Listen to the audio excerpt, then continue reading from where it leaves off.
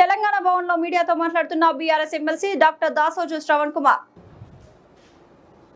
ఉన్న పని సక్రమంగా సరిదిద్దలేకపోతుండు, సొంతంగా పని పిలిపించుకోలేకపోతున్నాడు. ఎంతసేపటికి బీఆర్ఎస్ పార్టీ పైన, కేసీఆర్ గారి పైన, కేటీఆర్ గారి పైన బట్టగాల్చి మీద వేసి ఒక శాడిస్ట్ లెక్క చిల్లర రాజకీయాలకి ఇవాళ రేవంత్ రెడ్డి గారు పాల్పడుతూ ఉన్నారు. దానిలో భాగంగానే ఇవాళ మోకాలుకు బోడిగుండుకు ముడిపెట్టినట్లుగా రేవంత్ రెడ్డి గారి స్పాన్సర్డ్ మీడియా హౌసెస్ కొన్ని,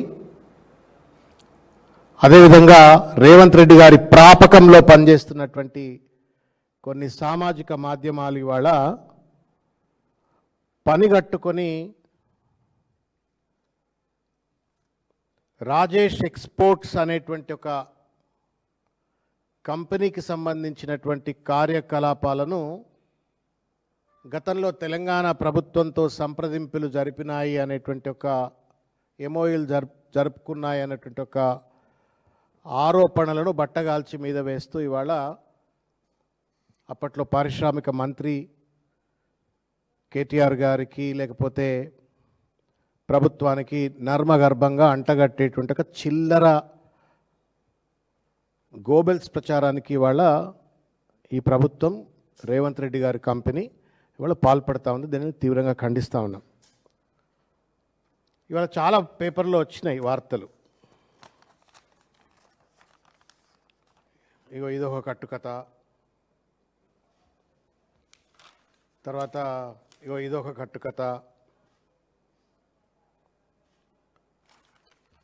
ఇట్లా పని కట్టుకొని రేవంత్ రెడ్డి గారి యొక్క కార్యాలయం యొక్క ప్రేరేపణతో ఆయన తాబేదారులుగా పనిచేస్తున్న కొంతమంది మీడియా సంస్థలు పనిగట్టుకొని వాళ్ళ ఈ యొక్క వార్తా ఐటమ్ను రాసి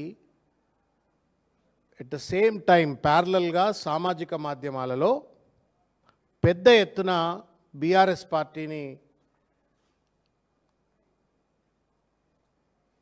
బద్నాం చేసేందుకోసం అన్నట్లుగా ఇవాళ ఒక తప్పుడు ప్రచారాన్ని చేపడతా ఉన్నారు. రాజేష్ ఎక్స్పోర్ట్స్ అనే కంపెనీకి అప్పట్లో పారిశ్రామిక మంత్రిగా ఉన్నటువంటి ఒక కేటీ రామారావు గారు తప్పుడు పద్ధతిలో ఏదో వీళ్లకు ఎంఓఈ చేసిండని, లేకపోతే మొత్తం రాష్ట్ర ఖజానా అంతా దోచిపెట్టిండని, భూములన్నీ తీసుకుపోయి కంపెనీకి కట్టబెట్టిండని చెప్పని చిల్లర మల్లర పచ్చి అబద్ధాలు ఇవాళ సామాజిక మాధ్యమాల్లో ప్రచారం చేస్తున్నారు. రేపో మాపో అది పేపర్లో కూడా వస్తుంది. ఎందుకంటే ఇది బిగినింగ్, ఇదే ఫస్ట్ స్టెప్. సెకండ్ స్టెప్ డైరెక్ట్గా పేపర్ వాళ్ళు ఆ సామాజిక మాధ్యమాలు వచ్చిన వార్తనే రాస్తారనమాట. ఈ చిల్లర ప్రయత్నాలను ఎక్కడనో ఒక దగ్గర ఫుల్ స్టాప్ పెట్టాలా, నిజాలు నిగ్గు తేలాలా, ప్రజలకు మీడియా మిత్రులకు నిజాలు తెలవాలా, వాస్తవాలు తెలవాలా అని చెప్పిన ఉద్దేశంతో ఈరోజు ఈ పత్రికా సమావేశాన్ని ఏర్పరచడమైంది.